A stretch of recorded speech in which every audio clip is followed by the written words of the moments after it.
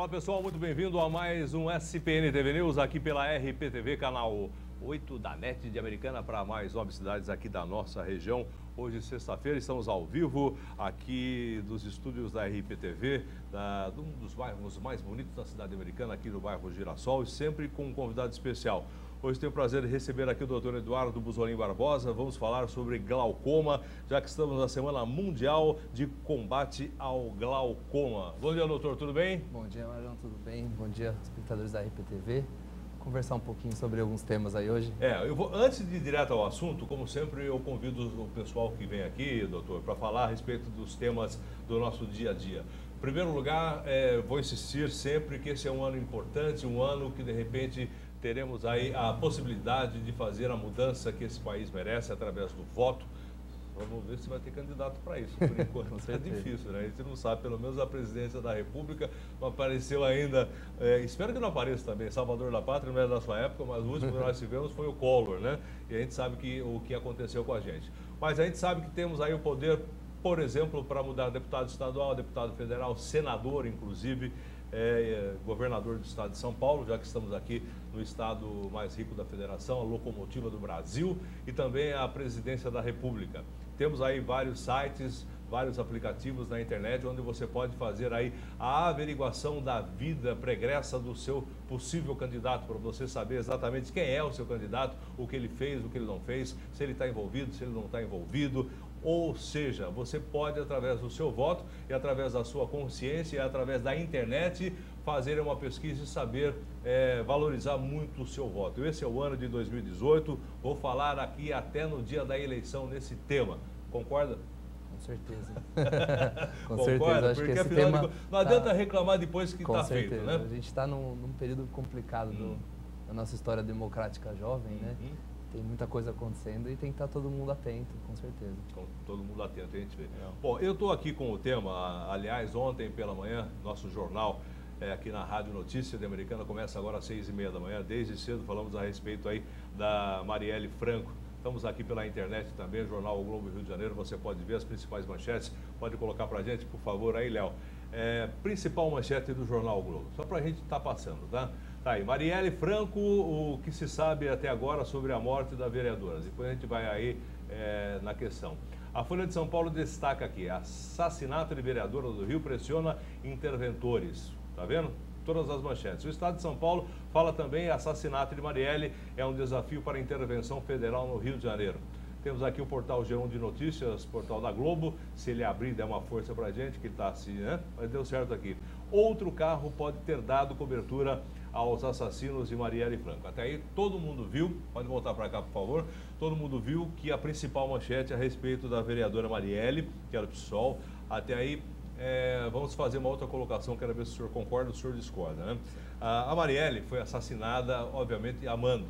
É um crime de mando, é um crime político, com certeza, que deve ser o mais rápido possível esclarecido, né? Porque, afinal de contas, foi um assassinato. Mas o que o pessoal está tentando fazer em cima do assassinato da vereadora Marielle, lá do PSOL do Rio de Janeiro, é uma coisa que está enojando muita gente, inclusive eu particularmente. Porque todo mundo está tentando tirar uma casquinha e ganhar alguns votos em cima dessa história da Marielle. Gente do céu, olha só o que aconteceu ontem nos principais jornais. Hoje, logo pela manhã, a gente teve até a ex-presidente Dilma falando que isso faz parte do golpe. Golpe que não tivemos, né? Porque, afinal de contas, foi tudo feito dentro da lei, né? A história da ex-presidente e tudo mais. Se o atual presidente, que não o meu favorito, nunca foi, muito pelo contrário, ele está aí porque ele foi vice da chapa da ex-presidente. E por aí vai. Gostaria de saber a opinião do doutor, porque eu sempre convido os meus convidados para darem aí um pitaco, né? Um palpite na história que está acontecendo. Na sua opinião, é isso que está acontecendo? A sua maneira de ver essa também?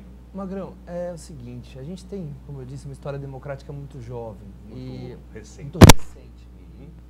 Quando você tem um período como agora, pós-impeachment, que você tem um governo relativamente fraco e você acaba tendo não é uma força política grande, você tendo esse vazio de poder, várias forças acabam tentando assumir esse papel onde o governo não está. E, obviamente, que não que você concorde ou discorde dessas forças, mas elas aparecem. E com certeza qualquer evento político vai tomar uma proporção maior do que deve ser. Não que o assassinato de uma vereadora, inclusive, eu vejo com maus olhos você ter um país democrático, onde as instituições teoricamente deveriam funcionar, uma vereadora, um membro do legislativo, ser assassinada a sangue frio. Isso é uma coisa, não importa o partido, não importa a cidade, isso acontecer numa cidade igual o Rio de Janeiro é um absurdo. Como seria um absurdo se acontecesse no Pará, né? Qualquer no Tocantins, qualquer lugar. Mas numa cidade do porte do Rio de Janeiro, mostra que realmente as instituições estão muito falhas e as instituições elas não estão conseguindo assumir o seu papel. Isso é perigoso. Eu vejo também, de um outro lado, doutor, a respeito aí de como se fosse uma prova de quem manda aqui, entendeu? Porque temos aí, uma das principais manchetes fala sobre a intervenção, colocando em xeque a intervenção lá no Rio de Janeiro, intervenção federal, não militar, como muitos estão dizendo aí, assassinato de vereadora pressiona interventores. Por quê? Porque, afinal de contas, a polícia do Rio de Janeiro estava totalmente envolvida com o tráfico, com o suborno, juntamente com o legislativo, executivo, e quem sabe também, com certeza, não temos provas, o judiciário também. Né? Então estava tudo mais ou menos dentro do mesmo saco. A gente teve grande parte, ou então a totalidade do Tribunal de Contas na cadeia uma época. Foi brincadeira, né? Todo mundo em cana. E a morte da vereadora, porque também ela andava denunciando militares, também o pessoal da milícia e também traficantes. E muitos dizem que, inclusive, ela foi lá colocada com o apoio do Comando Vermelho, que não dá para duvidar. Ela teve mais de 40 e tantos mil votos, ela que é da Maré e tudo mais. Só para a gente passar rapidinho essa história e mudar de assunto. Também pode ser colocado como um confronto direto ao Exército e ao poder estabelecido? Acho difícil. Eu acho que, na verdade, ela estava criando uma zona de confronto, que eu não acho ruim. Eu acho que o papel do vereador realmente é você fiscalizar e você trazer essas questões à tona. E isso você vai, onde você tem uma estrutura já corrompida, você vai trazer o descontentamento de muita gente. Infelizmente, isso aconteceu, como aconteceram em muitos países onde tentaram mudar o status quo, e isso a gente vai ter que mudar. Agora, se as pessoas não enfrentarem, a gente vai ter uma manutenção da situação atual, que não é o que a gente quer. Se a gente fosse manter as estruturas do jeito que elas estão, corrompidas, a gente nunca vai mudar esse país. Então, infelizmente, tivemos uma baixa na guerra, mas outras pessoas vão ter que assumir e continuar denunciando, senão isso aqui não vai mudar nunca. Tá certo. Bom, em primeiro lugar, quero pedir desculpa ao doutor para colocar numa zona de não confortável fazer alguns comentários que de repente não faz parte do seu dia a dia, mas faz parte aqui do programa e a gente sempre gosta de falar. Por exemplo, nós temos aqui o ex-presidente Luiz Inácio prestes a ser preso. Temos aí o atual presidente enrolado até o pescoço. Temos aí vários governadores do Rio de Janeiro. Quem não está preso em casa com tornozeleira eletrônica. Por isso que eu digo, de repente teremos a possibilidade não de mudar de uma vez por todas, porque vai ser difícil em apenas uma eleição, numa democracia tão recente e tão jovem como o senhor acabou de falar. O começo pode acontecer esse ano. Eu estou esperando isso desde Tancredo, viu? Desde 85. Eu sou um pouco mais velho que você.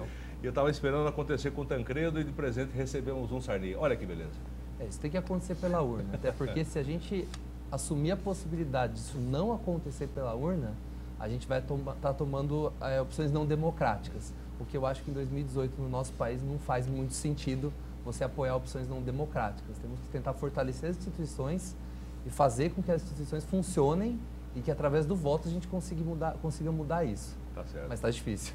Vai ser candidato político alguma vez? Não, acho que não tenho esse perfil. Não faz parte dos seus projetos. Eu acho que eu já sei meu fim se eu entrar nesse mundo. Tá certo.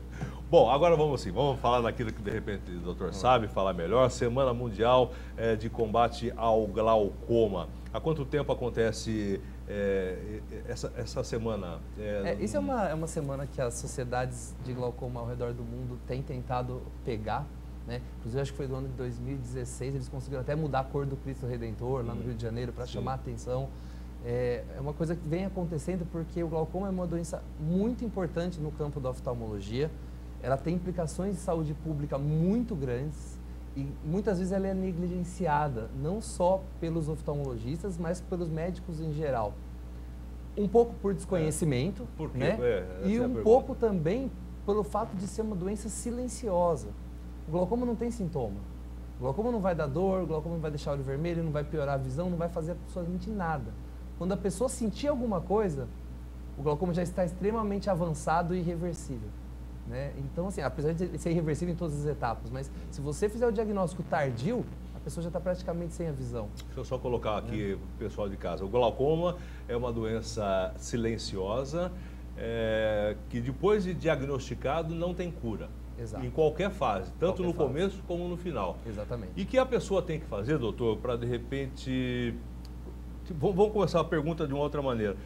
O primeiro sintoma que uma pessoa sinta que pode ser o glaucoma. O glaucoma, por ser uma doença do nervo do olho, né, ele é o que faz a transmissão entre o olho e o cérebro, o que faz a transmitir, é como se fosse um cabo, né, de transmissão.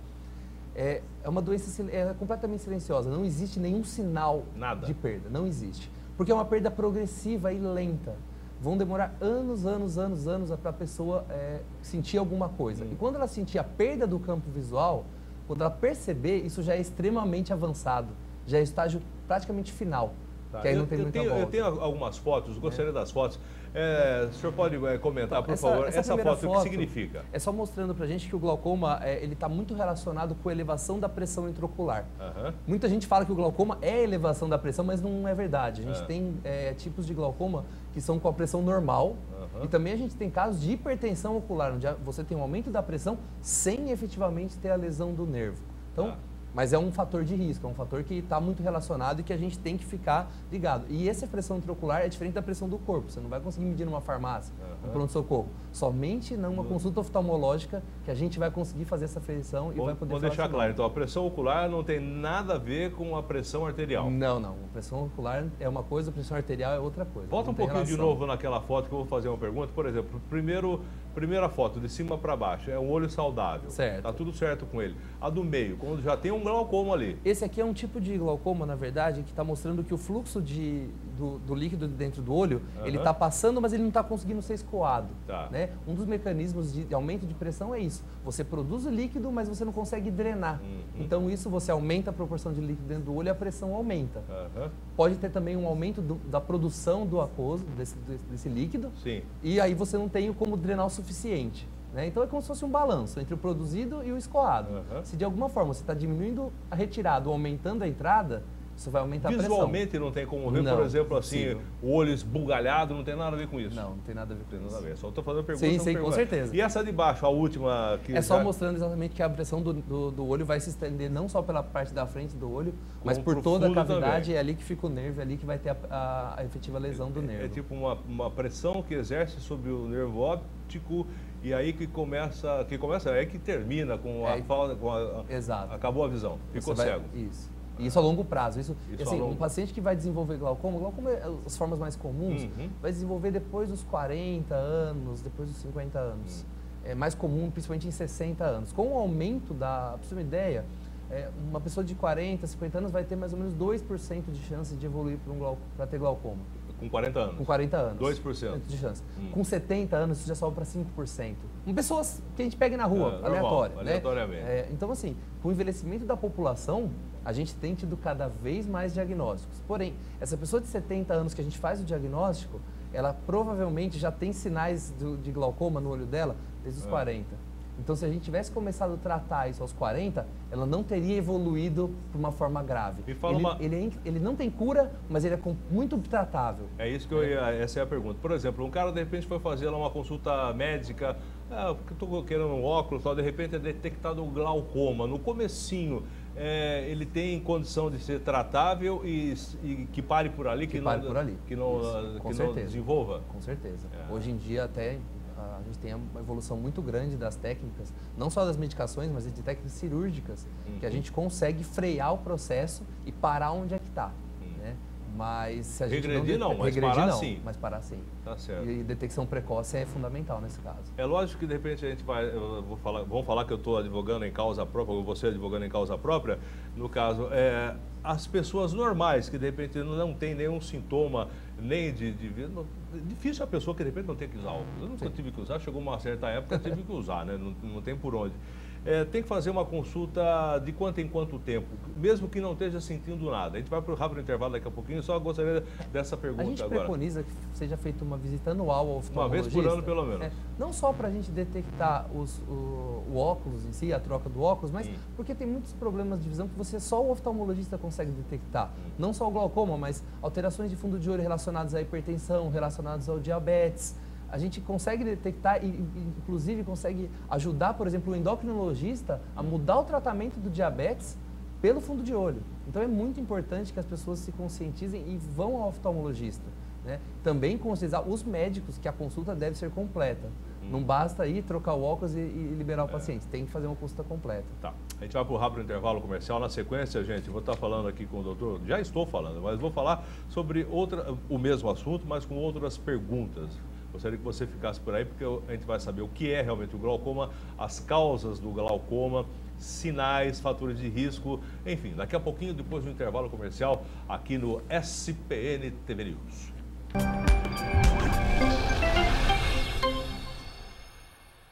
Mobiliar a casa não é fácil, principalmente quando se procura preço, qualidade e condições de pagamento. Mobile a sua casa com o seu jeito. Conforto e funcionalidade você encontra na Arte Móveis do Sul Americana. Os melhores preços e condições de pagamento que você merece. Avenida Campos Sales, 1201, Jardim Girassol, Americana. Telefone 19-3407-6790.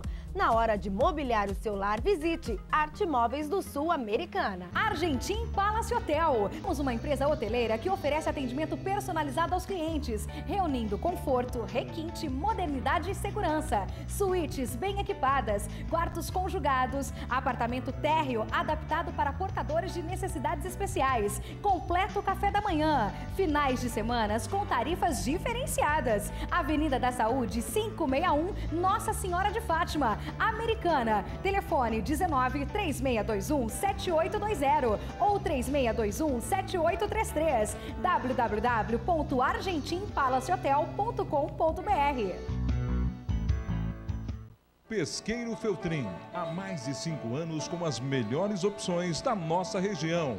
Almoço todos os dias, das 11 às 14 horas, inclusive nos feriados. E toda segunda, jantar com muita moda de viola. E a mais completa culinária caipira está aqui. Tá nervoso? Vem pescar. Tá tranquilo? Aqui é o seu lugar.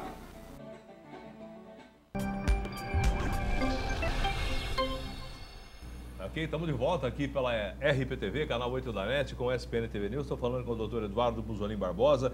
Entre outras coisas, vamos falar de oftalmologia também, né? Estava falando de política aqui nos bastidores, que a gente fica meio tenso pensando no que é que pode acontecer de novo com o Brasil. Mas vamos lá então, doutor, do início. O que é o glaucoma? Então vamos lá. Vamos lá. Do básico. Do básico. O glaucoma é uma doença progressiva de degeneração do nervo óptico, certo? O nervo ele vai perdendo as fibras dele progressivamente até uma hora onde ele não faça mais sua função, né? E a visão efetivamente apaga. Não vai dar mais contato. Exato. A perda da visão, ela não se dá no centro da visão. Ela acontece da periferia para o centro. Como essa perda ela é lenta, você não percebe essa perda. Ela é gradativa ao longo de 20, 30, 40 anos. Então a pessoa vai acostumando com esse campo visual menor e não vai percebendo. Tem aqui algumas fotos, eu gostaria Exatamente. Que o senhor comentasse. Essa seria visão normal e visão com glaucoma inicial. A pessoa não tem basicamente diferença. Você pode ter uma perda de definição, mas geralmente é uma pessoa mais velha, pode ter algum outro fator associado e a pessoa vai passando. Isso vai perdendo progressivamente até chegar num ponto extremo, onde a pessoa tem só um campo tubular, que a gente chama, que é só uma ilha de visão central.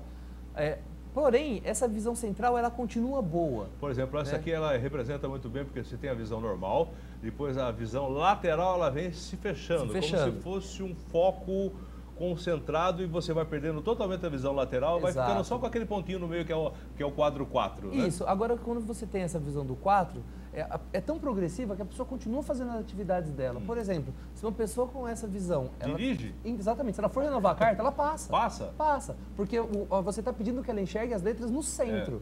Agora, por exemplo, se ela estiver dirigindo e vier um carro na lateral, ela bate. Se passar um pedestre, ela bate. Então, assim, isso é tem muito mais perigoso. Estágios, só para você ter uma ideia, tá? Visão normal, estágio 1, 2, aí o estágio 3, como é que tá, gente? Já é uma coisa bem mais complicada. E daí chegou nesse ponto... Isso não tem volta. Não tem volta, né? Nem e o estágio 1 também, né? Também não. Também mas assim, não. O estágio 1 a pessoa consegue ainda ter uma qualidade boa de vida, se for bem tratado. Agora, deixar bem claro que o tratamento principal é o uso de colírio. Né? Os colírios, eles têm como função básica, seria abaixar a pressão intraocular, né? E tem alguns colírios que são neuroprotetores também, eles protegem o nervo, mas é basicamente para abaixar a pressão intraocular. E mais uma vez, esse colírio tem que ser aí receitado por um oftalmologista. Exato. E deixar claro pegar um colírio e que sair esses usando. colírios, todos eles são fornecidos pelo alto custo.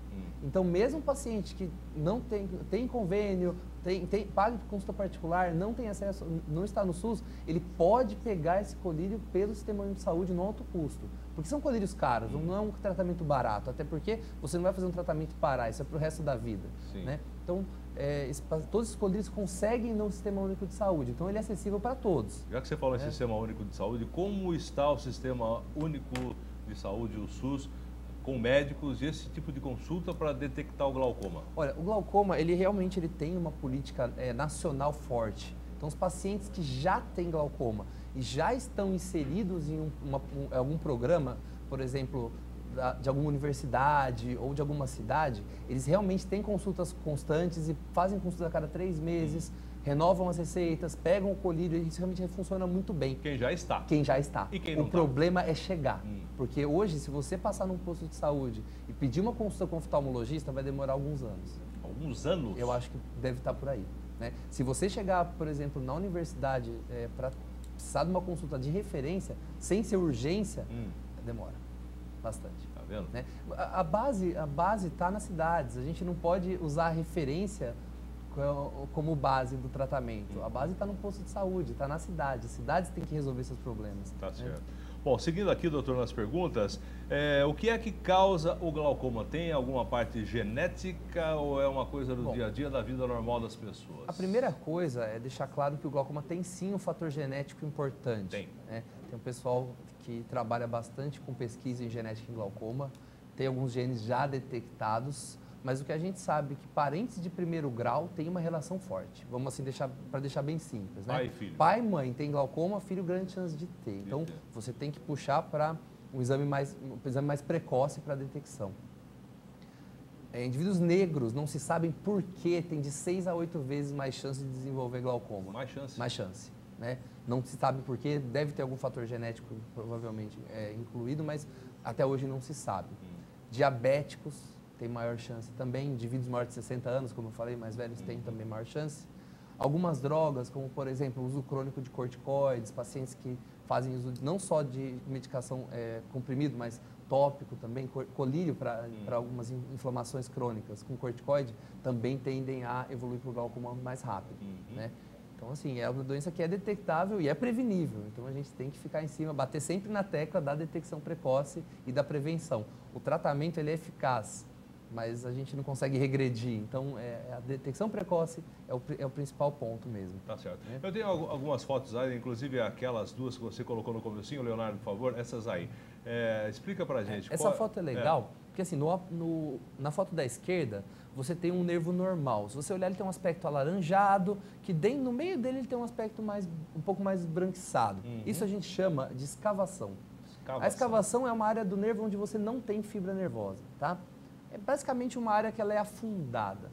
Com a perda progressiva dessas fibras, você vai evoluindo por um glaucoma mais avançado. Esse da direita já é um glaucoma bem avançado. Você vê que você não vê mais o alaranjado, você vê somente essa parte onde não tem fibra, né? Essa parte branca. Sim. Então, realmente, esse glaucoma, esse paciente é praticamente um estágio final do glaucoma já pela foto. Tá certo.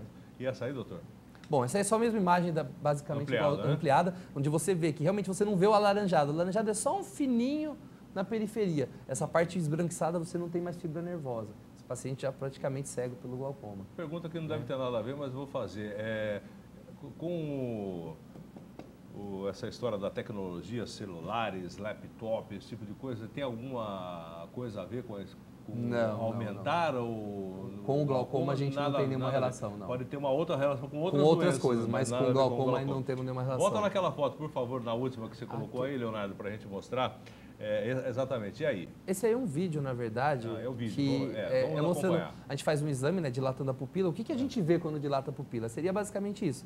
Você tem acesso ao fundo de olho, né, e aí você tem o nervo, tem vários vasos. O nervo é aquele mais alaranjadinho que a gente já falou. Fundo, né? Então, assim, você pegando o paciente com glaucoma, ele vai ampliar agora, vamos chegar bem perto. Então, você vê que no meio, esse seria o normal, ele não ter, é só esse meio que não teria fibra nervosa, o resto seria ativo. Com o aumento da pressão intraocular, né, que seria um dos fatores, você vai ter o quê? Uma lesão dessas fibras nervosas e aos poucos essas fibras vão se perdendo. E isso vai aumentando essa área que você não tem nenhuma fibra. Essa então parte você vê, ela vai se ampliando. Exatamente. Né? Então você está vendo, você vai ter uma morte das fibras. Então os vasos vão mostrando, eles vão ficando mais distantes e mais curvados. É isso que a gente vê no exame quando a gente examina o fundo de olho, né? Para glaucoma, diferente do exame que a gente faz para o diabético, é um pouco diferente de foco. Mas é isso basicamente que a gente vê. E esse distanciamento que também aí vai deixando de passar os sinais ópticos para o cérebro, né? Exato, você vai perdendo essas conexões com o cérebro e aí a imagem não vai chegando. Tem até um outro vídeo, eu acho que esse aí, que você vai ter a mesma imagem, mas numa visão lateral, onde você tem esse aumento da pressão, essas fibras são esses amarelinhos que estão vindo para trás, certo? E tem uma correspondência com aquilo que a gente estava vendo. Com a lesão dos nervos, você vai perdendo essas fibras, então vai fazendo um buraco, que é a escavação, você vai aumentando a escavação. Sim. E com isso, menos informação vai chegando no cérebro e você vai tendo uma imagem cada dia pior, da periferia para o centro. E tem um detalhe, viu, gente? Eu acredito que transplante de olho não existe aí. Não, deixar bem claro, isso é uma pergunta que a gente vê tudo. A gente chega bastante. O transplante que a gente tem hoje no olho seria transplante de córnea. A córnea seria uma parte transparente da parte de fora do olho. Glaucoma, a gente está falando do nervo. E nervo atualmente morreu. Não tem o que fazer. No começo do glaucoma, quando as pessoas já detectam, e a gente sabe que de repente não tem cura, que nem o senhor acabou de falar, tratamentos futuros, vamos imaginar células tronco, alguma coisa parecida nisso aí? Tem alguma coisa já em andamento, mas ainda engatinhando. A gente não dá tem nem para pensar a respeito. Não, ainda dizer, já estão trabalhando com isso. Mas... É o que eu sempre falo para os pacientes em relação à célula tronco. Os pesquisadores, eu como faço parte de algum grupo de pesquisa em outra área, a gente esconde muito o jogo, né? Então, assim, às vezes eu estou conversando com você aqui, aí daqui 15 minutos um cara da Nova Zelândia vai publicar uma coisa que fala completamente o contrário. Mas até onde a gente sabe, os estudos com célula-tronco, eles estão engatinhando bastante. Acho que vai demorar bastante tempo. Porém, no glaucoma, a gente tem uma evolução dos tratamentos cirúrgicos atualmente. O colírio ele é muito eficaz, mas tem alguns casos que o colírio, vocês usam mais de uma classe, às vezes 3, 4 colírios e não consegue segurar. Existe uma cirurgia, que é a trabeculectomia, que é uma cirurgia clássica de glaucoma, trabeculectomia. Tá bom, é como se você criasse uma fístula no olho para tirar o líquido. Sim. Ela é uma cirurgia completamente antiga, de mais de 60 anos, mas ela é muito eficaz. Até hoje. Até hoje. Porém, a gente tem cirurgias mais modernas, tem colocações de válvulas, né? Seria, por exemplo, o tubo de Ahmed, que é um pesquisador canadense, que é muito eficaz também, que ao invés de você fazer um corte, você põe uma válvula para drenar esse líquido por dentro para fora do olho. Tem também, atualmente, os chamados MIGs, né? Que a gente tem, que é o mais evoluído em termos de glaucoma. Pouquíssima gente está fazendo, é novidade no Brasil, né? Seria você fazer essa válvula, mas não drenando para fora do olho. Você criar, num lugar onde deveria drenar, você colocar um implante dentro do olho para fazer como se você criasse um ralo para o próprio sistema natural de escoamento. Isso é o que tem de mais moderno em glaucoma e eu acho que atualmente é para aí que a gente vai levar Sem o falar que tudo isso normalmente é muito caro. Sim, com certeza. A gente está hoje uma cirurgia de trabeculectomia, os convênios costumam cobrir, agora as outras opções nenhum convênio cobre. No SUS a gente faz algumas coisas na universidade como um protocolo de pesquisa né, e também através de doações. Essa válvula de Ahmed, a gente na Unicamp eu sei que tem uma doação mensal do próprio Ike Ahmed, que ele é amigo do professor lá. Não, exatamente, ele é amigo do professor, então ele faz uma doação mensal. para que o pessoal aprenda e tenha uma ajuda, mas isso é bem reduzido. Tá certo. Para a gente encerrar aí, doutores, doutores não, porque eu falei fatores aqui, né? Tem alguns fatores de risco que podem aumentar aí a chance do glaucoma? Como eu disse, né? Idade maior de 60 anos, indivíduos negros, Sim, diabéticos. Agora, alimentação, bebida... Não, alimentação não. A gente sabe que uma sobrecarga hídrica, né? Você uma ingesta aumentada de líquido pode elevar um pouco a pressão ocular. Isso é um pouco controverso entre as pesquisas que tem. Mas a gente sabe, por exemplo, que a atividade física é um fator importante não de prevenção, mas de você reduzir a pressão do olho, isso realmente tem uma alteração. Reduzir a probabilidade. Exercícios aeróbicos, na verdade, porque exercícios que exigem força, tudo que você exige força, até mesmo músicos que fazem instrumentos de sopro, manobras que a gente chama de valsalva, que seria aumentar a pressão da caixa torácica, exato, isso aumenta a pressão do olho. Então, se você tiver um paciente que tem glaucoma e faz alguma coisa, atividade que exija isso, pode ter uma consequência. Por exemplo, halterofilismo. Se você pegar um paciente com glaucoma que levante altas cargas de peso, ele pode ter uma... Assim, não que ele vá ter um problema por isso, mas se você tem uma doença... A possibilidade. Se você tem uma doença que está implicado com o aumento da pressão extraocular, você vai fazer uma atividade que aumente a pressão? Um pouco contraditório da própria pessoa, mas... Não faça, né? Com certeza. Tá certo. Então, doutor, Semana Mundial de Combate ao Glaucoma também...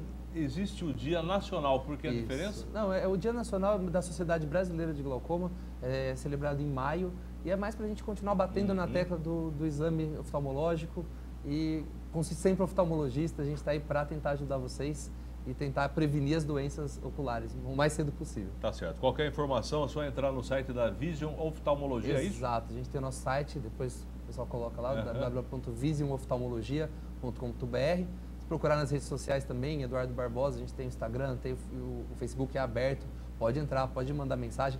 Não consigo responder informações técnicas, perguntas sobre, eu posso usar tal colírio, posso fazer tal coisa. Isso aí a gente é proibido até pelo Código de Ética. Não pode, não deve. Não deve se fazer esse tipo de consulta, mas se tiver alguma dúvida, alguma coisa, manda lá, se a gente conseguir responder, a gente manda, senão a gente marca um horário também na clínica, está sempre à disposição. Tá certo. Doutor, obrigado pela participação, sucesso. Obrigado, a gente está aqui sempre à disposição. Tá certo. Bom, pessoal, na sequência agora vem o esporte, 11 horas e 20 minutos, depois o Pietro Júnior, e nós voltamos na segunda-feira a partir das 10h30 da manhã, aqui pela RPTV, com mais um Sociedade, Política e Negócios. Não perca!